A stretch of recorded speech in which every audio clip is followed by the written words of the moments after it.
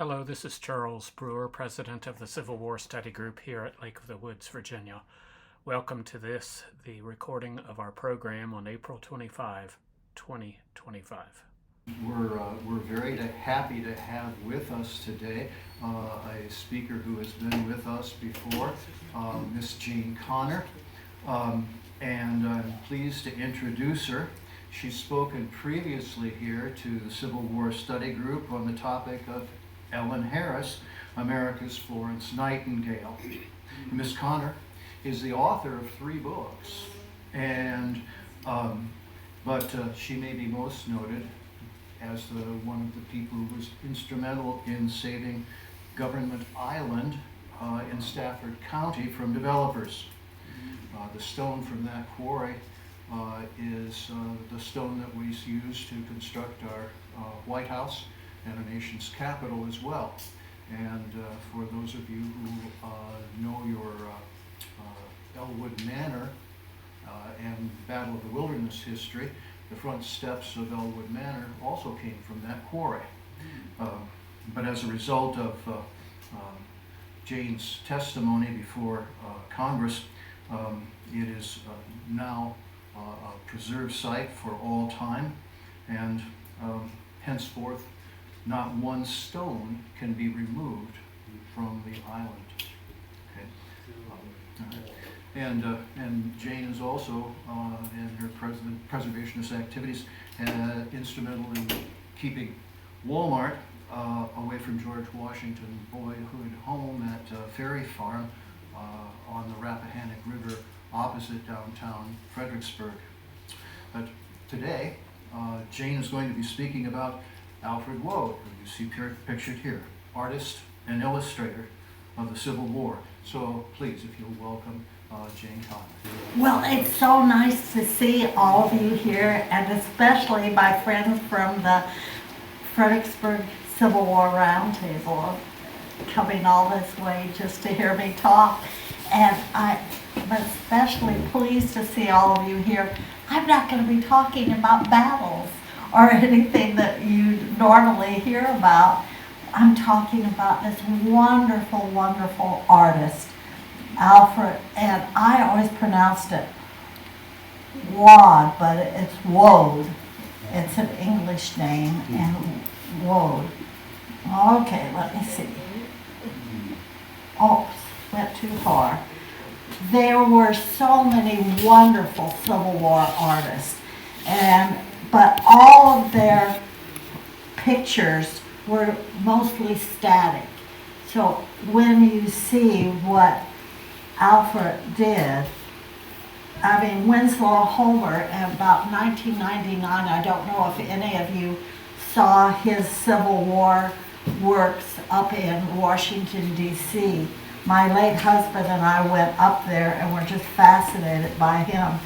But they're wonderful, wonderful artists, but most of their artwork is very static. Now let me tell you about Alfred Waud. I was shocked to find out that he was born in London, England in 1828. I always thought, since he drew pictures of the Civil War, he was born in America, but that was not the case. He attended the School of Design at Somerset House in London. Oh, let me tell you one thing. Prior to giving this talk, there was a little old lady in Stafford County, and she came up to me and she said, "Jane, honey, I know you're going to give a talk. I don't know what it's going to be about, but I have such a tough time hearing. Even with my hearing aid, I can't hear very well. I want you to put lots of words on there." So you'll find out. Usually when I give talks, I just have the pictures, but this time I have words too. But anyway, he attended the School of Design at Somerset House in London, and this was a picture that was done by a classmate of him when he was 21 years of age.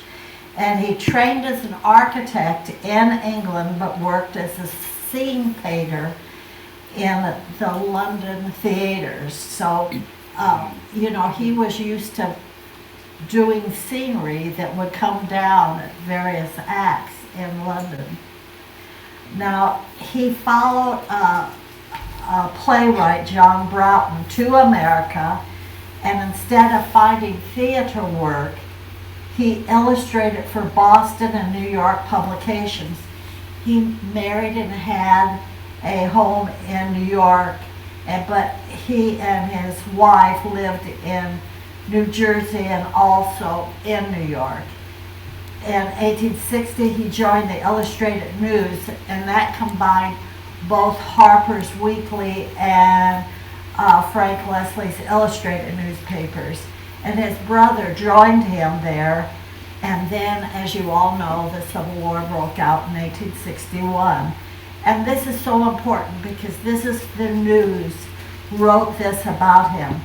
We have made arrangements to obtain authentic sketches and information of interesting and important events of the war.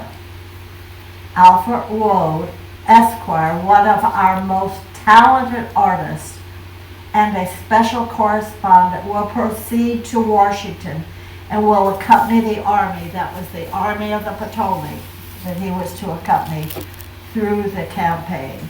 So you can see here they wanted him to make authentic sketches and obtain information both. Now this is so interesting. He was born Alfred Robert Waud. He signed his artwork either A.R.W. or he wrote in Alfred R. Waud. But it's something, when he came to America, he said that the R stood for Rudolph and not Robert. Isn't that? And I found a diary entry of a soldier that they said they called him Alf.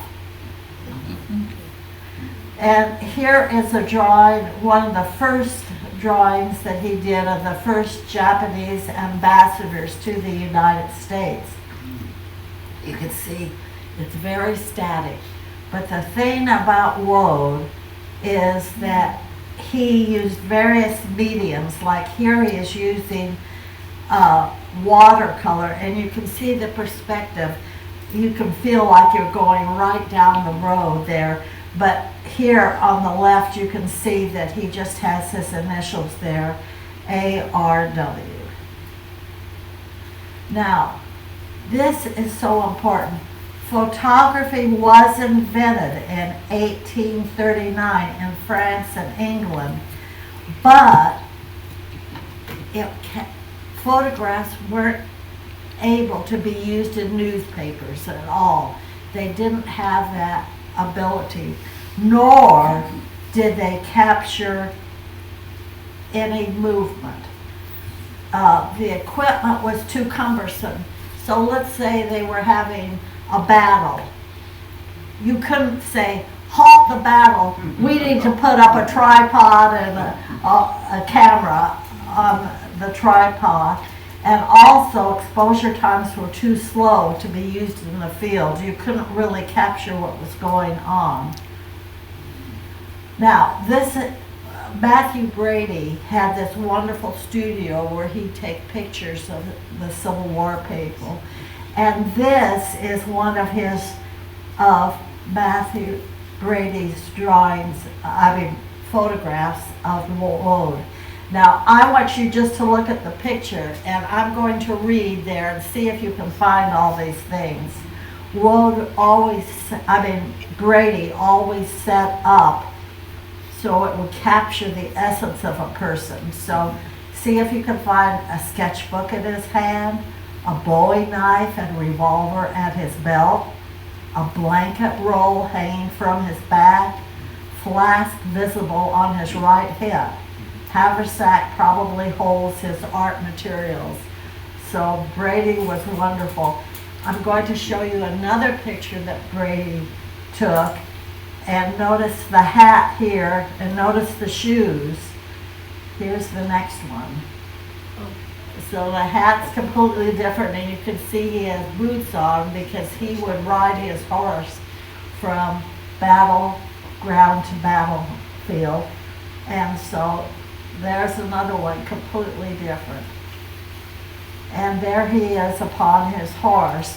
He really couldn't walk with the troops because he was so busy sketching that most of the troops would be walking away. So he always went by horseback. Now, it's so interesting. He just would sketch, and then a courier would rush them back to the main office of the newspaper. And there was a staff of engravers there who would use his sketches and create engravings on blocks of boxwood. The next picture will show you that. The blocks were about 4 inches across and would be placed together to make one large illustration. And there is a piece of the boxwood, and you can see that this is one of the blocks that would be placed together. And this wood engraving was then copied by an electrotype process, which produced a metal printing plate for publication. So there you can see. I'll leave that on a little bit longer so you can see the detail in there. But you know, it's interesting because so many moms and dads that lived in the North wanted to know what their loved one was doing. And they wanted, you know, they would receive information, but they really wanted a picture. And since photographs were able to be placed in newspapers, they really appreciated Waud. And he became a special artist for the New York Illustrated News, and that meant that he had a full-time job and he was paid as a staff artist. So his brother William worked with him there at the New York Illustrated News. And then, this is the important part, because in April of 1861, the newspaper assigned him to cover the Army of the Potomac. So he followed the Army of the Potomac.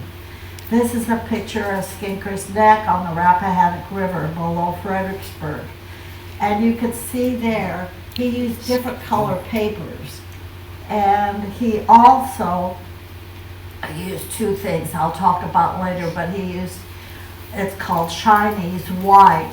You can see the Chinese white being used in the clouds and showing the movement of the water, but he also used charcoal too.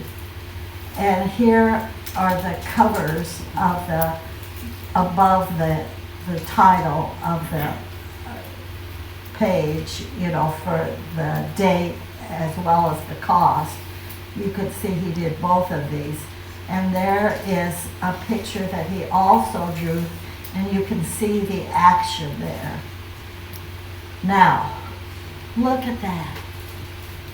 This is what he sent by courier, and that is the engraving that was done later.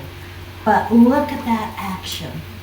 None of the Civil War artists showed as much action as he did, but he would just stay there and sketch. And here he used, as I said before, charcoal and Chinese white and different kinds of paper. This was on white paper.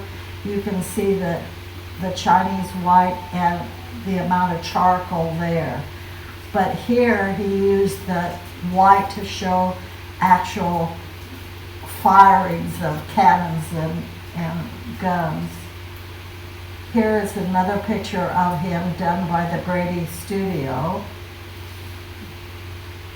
And I just wonder if he used something this small to write down details, or if he had a larger pad to make the sketches. But this was very common of him, to sit there, watch the battle going on, and make the sketches. There you can see it looks like there he maybe used a book to put the sketches in. But it was very common of him to wear the boots, to ride the horse, and to sit upon a rock overlooking the battle, away from the battle itself, but still watching it. Here is a camp near Falmouth, Virginia, in Stafford County, and you can see the perspective. You can tell that they're actually going down the hill, but there's the use of the Chinese white. And now I love this picture because, as you commented on, that I saved Government Island, the stone that made the White House and U.S. Capitol. So when I found this picture that Waud drew of a funeral, I was shocked to see that picture of our U.S. Capitol. And doing research into writing the book about birthstone of the White House and Capitol, the stone came from an island called Government Island. And it was called Government Island because in 1791 the U.S. government wanted to save this island to quarry the stone that made the U.S. Capitol and the White House.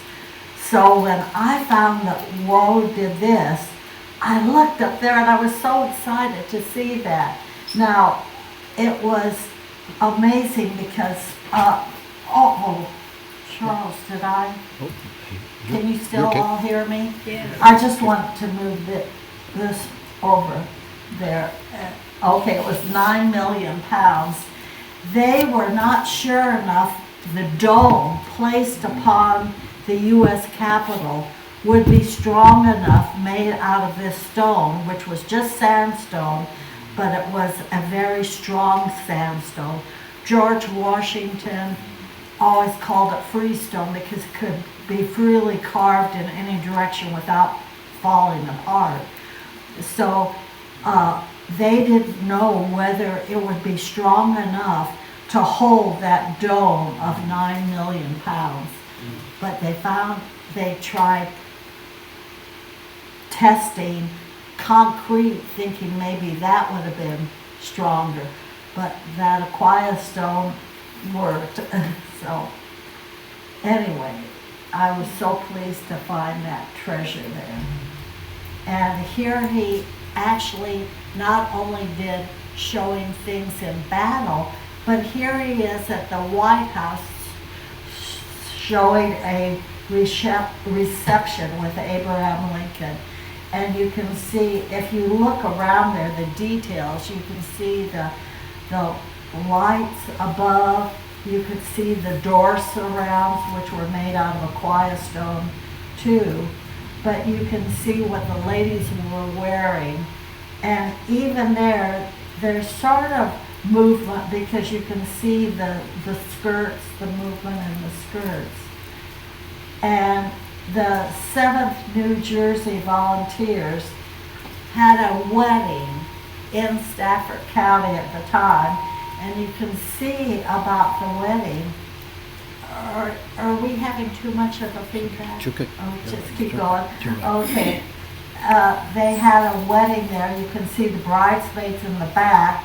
The altar was consisted of drums, and I think it's wonderful that he captured that. You can even see the flags that were there in that wedding. And so anyway, this is the Moncure Conway house in Falmouth, across from Falmouth Beach. And we used to have something called Yankees in Falmouth. For years we did it, and we had it in the back of the Moncure Conway house. And so one time they redid the wedding exactly.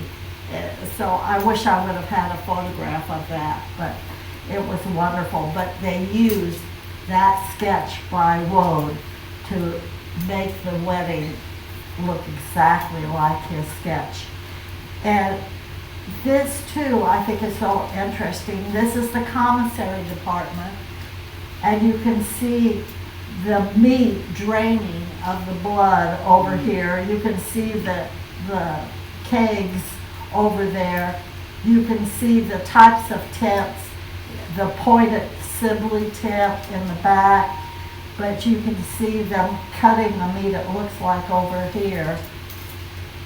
And who knows what was in there, in those boxes. But he just captured so much of Civil War life. Here's the Army of the Potomac mail leaving the headquarters post in 1863. But even in this picture, look at the action. You can just tell that the horses are going. You can see the mail leaving there, but look at the action on the wagon too. So he was so amazing. And here he has General Hooker's tent, the Army of the Potomac. But look, Hooker actually has a chimney, so you know he's staying warm where the rest of the troops were. But and there's even a door on his tent. Now, this to me is so amazing. You know, Burnside said, we're going to go 6 miles and we're going to get that Robert E. Lee. Just leave everything behind because we're going to go. So they started walking, and then the rain poured and there was the awful mud march. But can't you see in this, you can tell that the pontoon boat's wagons fell in the mud, and so it didn't go as planned. But look at that picture. Can't you just see the action there? You can tell it was cold. You can tell that they got stuck in the mud. So now this is the pontoon boat bridge that when Lincoln was up at Chatham, he came down and he walked across this bridge that was done on pontoon boats. In the back, now Charles, I don't know which one to do the red light. Oh, there we go. That's Sophia Street today. And this is the Stafford side. So this is the actual photograph, but this is his drawing. And Noel Harrison, who used to work, he might still work with the National Park Service, he actually could use the drawing by Waud to see that he found a building there, and he could tell that shots were being fired and killing the soldiers. Oh,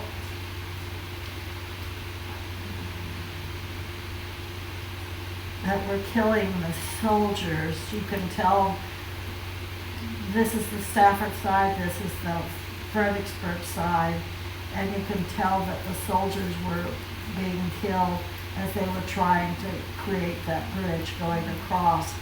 But Harrison could actually tell by this drawing which building was used to kill those individuals.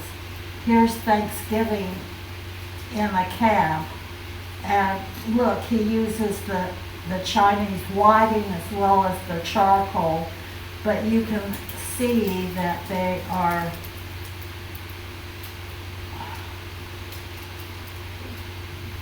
I'll get it one of these times. You can actually see the Sibley tents there. You can see that they created an area to eat their Thanksgiving meal. You can see that looks like perhaps it's a ham, do you think? Maybe. But you can see that how they celebrated Thanksgiving. There's more food there, more food being cooked.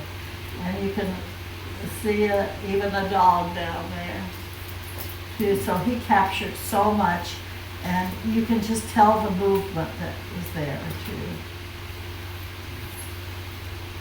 He captured the bridge in Aquia Creek, And he even said that it was burned by rebels in 1863.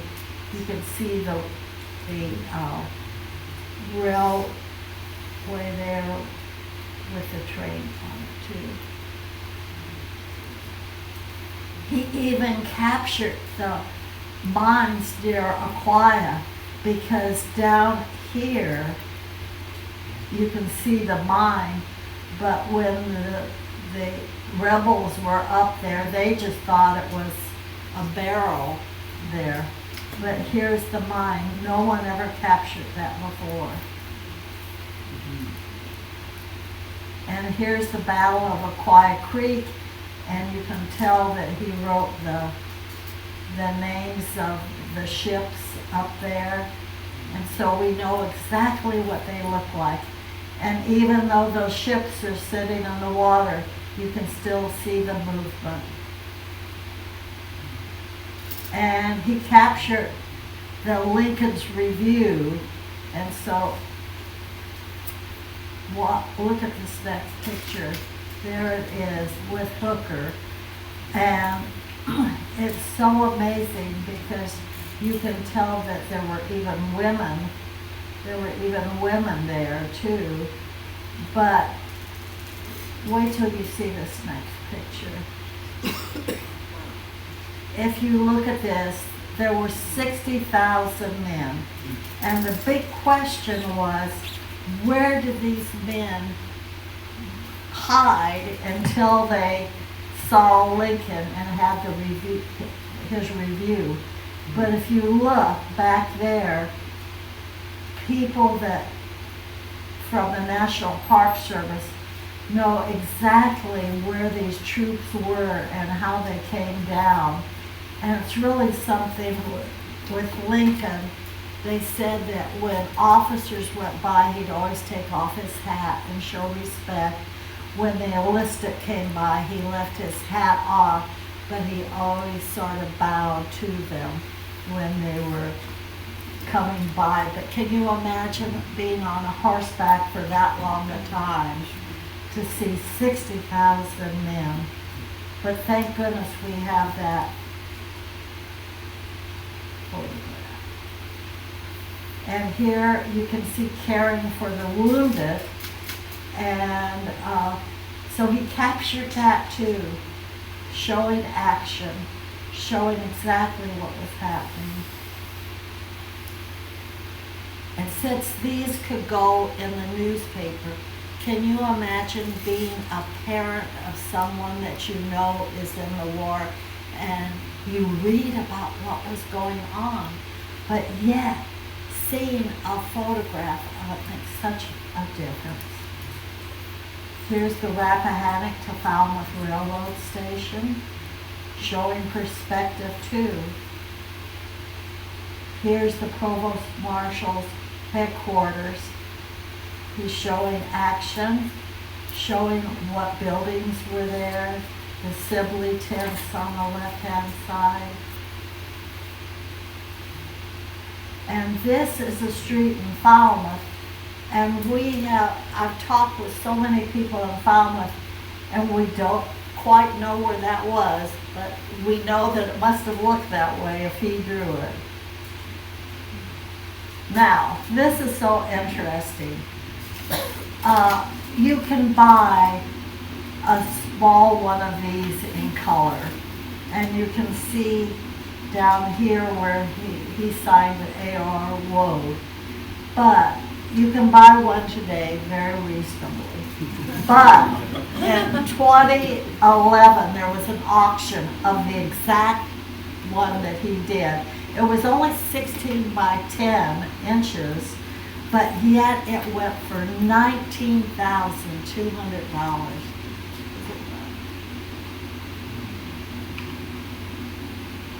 Now, this is, as I said, they couldn't put photographs in the newspapers, so I want you to look at this Woodbury image. But when it went in the newspaper, they drew it, and do you see that it's the exact opposite? there it is. But here he captured it so it could go in the newspaper. So these were former slaves being emancipated and going up to Washington, D.C. so they could be free. Now he traveled out west and he captured the slave trade. He even captured the slave trade in New Orleans. And I love this picture. It's called Happiness. The slaves realized that Lincoln had freed them. And can't you just see the movement and the happiness in that picture?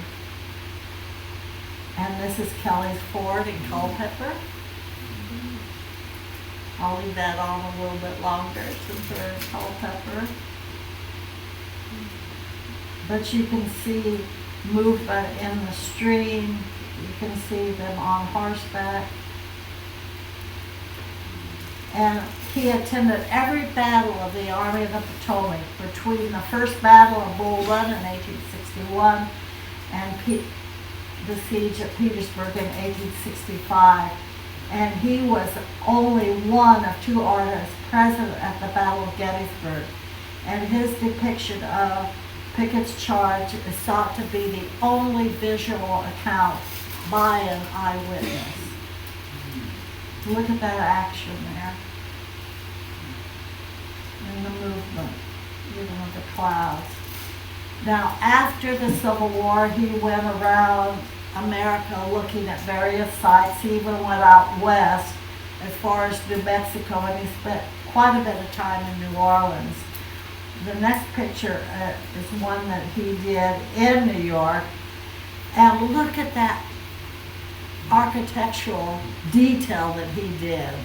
I mean, every floor of that building there shows the detail. Down below here, there's even action of the streetcar and what the movement on the ground floor here. And he shows voting for the first time in 1867. And I said he went out to New Mexico, and you can see these aren't simile tents, these are Native American teepees that he did out there. And he went out to Kenosha, Wisconsin. We don't know why he was there, but he did another drawing. But look, you can see the smoke here showing action. You know that there must have been some wind for the smoke to go that way and the flag to go that way, and also showing perspective going into the town itself. Now, he worked at a studio in New York City, and we have the address of where it was on Broadway Street, and he was there for 6 years with his wife, but he still kept working. And he was asked to draw the tobacco ships on the James River for a book called Bryant's Popular History of the United States. But there again, look at the action. And you can really tell that they are moving the perspective. Here, more action. So he died in Marietta, Georgia at the age of 63 of age while he was touring the battlefields of the South. And his collection was held by his daughter, and but it was purchased by Harper and Brothers in 1912, and in 1918 it was presented to the Library of Congress as part of the J. Pierpont Morgan collection. And it remains there today. But can you believe there were 1,088 pieces of artwork that he did that are still in the Library of Congress? Now, I love that picture of him. We know what he looked like in color. But there he is sitting on a rock. Now, it's so interesting. If you're in an embassy, you can actually request any piece of artwork and have it in your embassy. Well, lots of embassies wanted to have artwork done by Waud. And so here is, you can see the different mediums that are used up here. So you can see this one is 20 by 26 of a portrait of a young boy. And lately these pictures were in embassies. This is about the same size, 27 by 22, but you can see it's just a sketch of an African American. Now this is quite large. This is oil done on concord, but you can see it's 30 by 43, so it's quite large. And this one is the oil portrait of a gentleman, and it's 34 by 29, so it's rather large too. But look at those different mediums that he did. And there are 2 books, and they're more or less children's books. This one was Our Special Artist, done by Frederick E. Ray, and this is a children's book done by Ellen Crenshaw, and it's about Alfred Waud goes to Gettysburg, and you can see him right there sketching away. So I contacted Ellen Crenshaw and told her how much I enjoyed this book, and I told her that I lived in Stafford, Virginia, the boyhood home of George Washington, and talked about everything that happened during the Civil War and how much I liked the book. And she said, well, Jane, sometime, I want your phone number because sometime I'm going to call and see if maybe I can do a book about Stafford County. So we might find a book about Stafford County too. So do any of you have any questions? Yes. Yes. Well, thank you for the presentation to begin with. Waud must have had some type of a photographic mind where he could capture an image and then hold it long enough so he could put it down on paper. But some of the figures must have been from imagination, meaning that what he put on paper from the time he saw it to the time he put it on paper was gone. So he said, well, I think it was there. I think it was there 5 minutes ago. That's a good point. Does he talk about that at all in his memoirs? I didn't find that at all. He doesn't talk about his thinking process or his methodology. I didn't find that at all. Yes. Where is he buried? In Marietta, Georgia. Yeah. Yes. What is the Chinese white? It's just like a, it's not a crayon, but it's much like a crayon, but a white one that, you know, where if you have charcoal, you know how it comes off easily. So he used both the Chinese white, so I'm thinking that it must have been very much like charcoal to come off very easily. Yes. It's zinc oxide. What? It's zinc oxide. The Zinc Chinese oxide. Well, I learned something. Thank you. I should have looked that up. Yes. For the people that don't know, would you tell them what a Sibley tent is? I know. Oh, a Sibley tent is like a pointed tent, like a teepee, where the smoke goes out of the center. And you have about a dozen or more men feet to the center around the Right. And so that center stove was for heat in the wintertime. And they would also put their guns all in one stack too. Yes. Very good. Thank you. Yes. Jane, the charcoal is amazing that he could create that much detail with charcoal. Oh, I mean, isn't it though? were lead pencils not invented yet? Where you could have had more detail to sketch. I don't know. Maybe Yeah. maybe that's But it. you know, you have to you have to think about, you know, the courier sent these sketches to the other people working with the newspaper who put in the details. So you have to think about both areas. You know, his sketches showing so much movement, and yet the people filling in the detail too did such a wonderful job. Yes. Yes.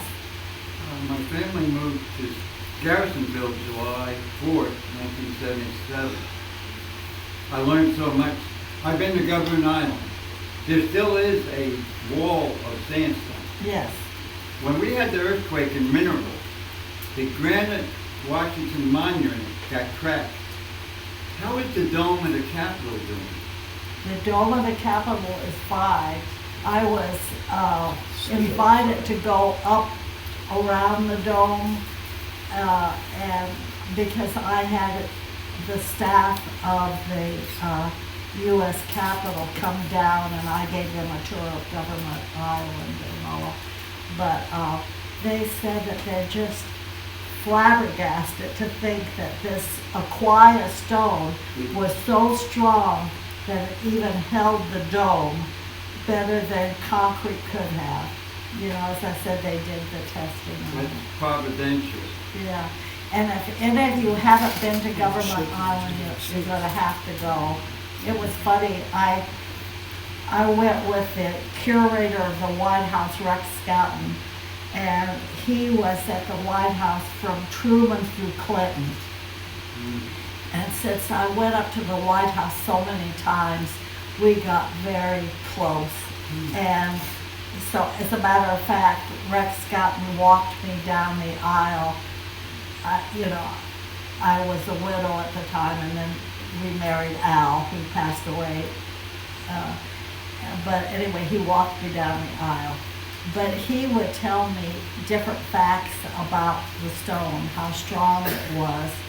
And I don't know if you realize this, but every 4 years they would paint the White House for the new president.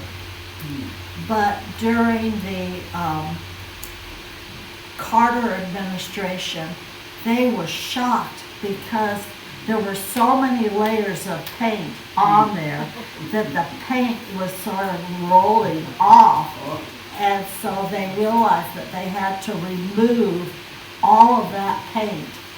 And I can't remember now. I'm thinking 42 layers of paint or something like that, because being painted every 4 years.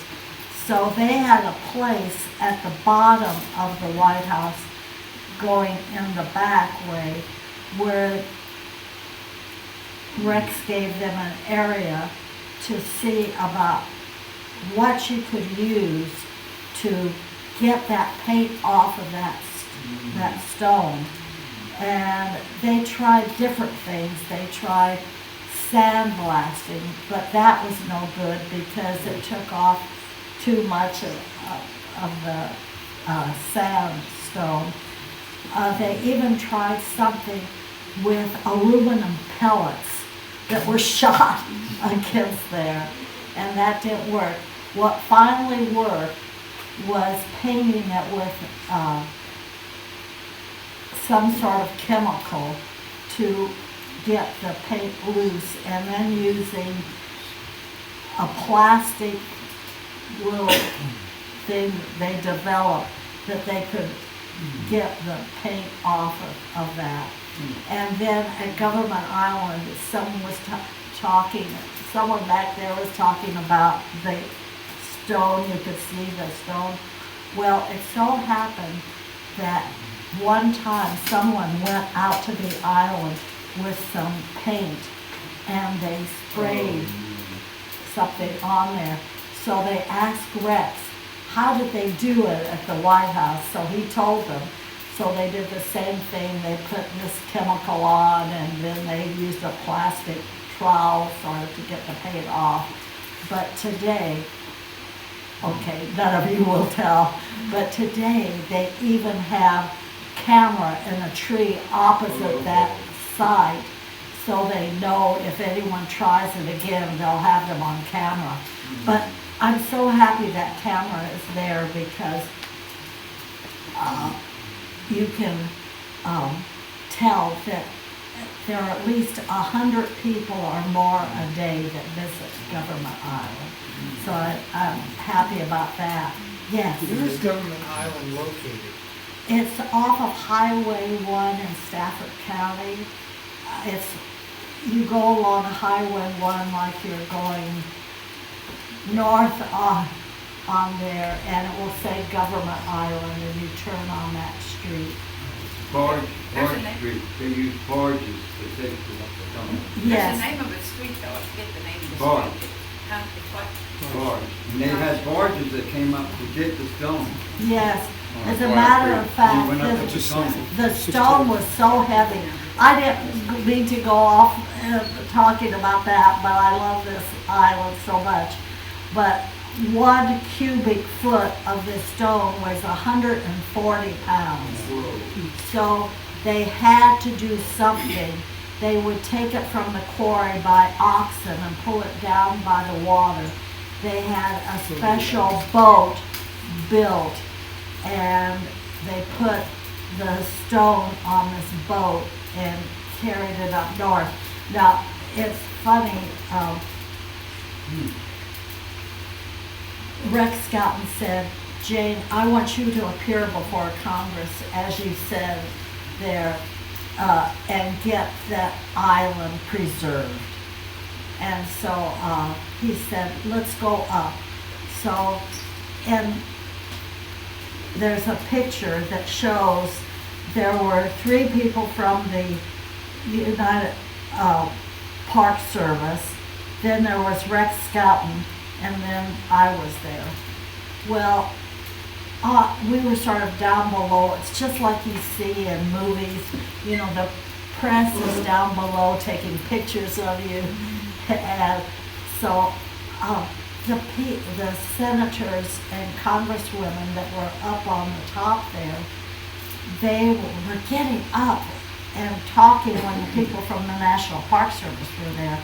And I was thinking, oh my goodness. Don't they realize that these are important people trying to save this island? And I thought, well, when Rex Scouten comes, they're going to be so impressed by him being there from Truman through Clinton that they will pay attention. No, they were getting up, moving back in their chairs and everything. So when I came up, I was so fed up with them doing that. And I said, you know, I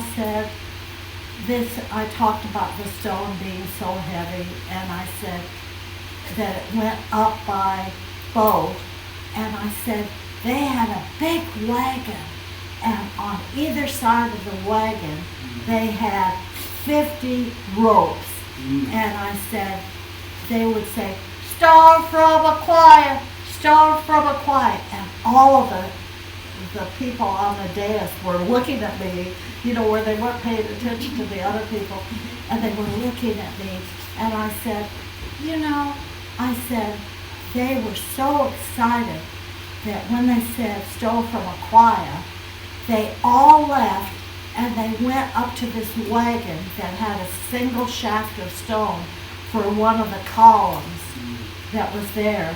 And I said they pulled that wagon with that heavy stone to the shed of the guy that, the stonemason that was going to carve it. And I said, you know, a lot of people think that's the last time you did a good day's work. Yes, You've been to a choir church? yes. That's about the third old. Excuse That's me, we where don't they got want to the hold, choir. we don't want to hold Yeah. our speaker too long But the live. choir, they knew about the sandstone because of the choir church in Yeah. 1700.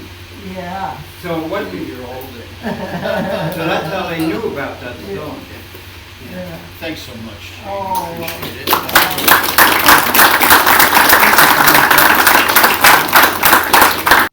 Before you go, please remember to visit our website often, civilwarstudygroup.org. We make every attempt on a regular basis to provide informative content. Thank you for visiting, and God bless.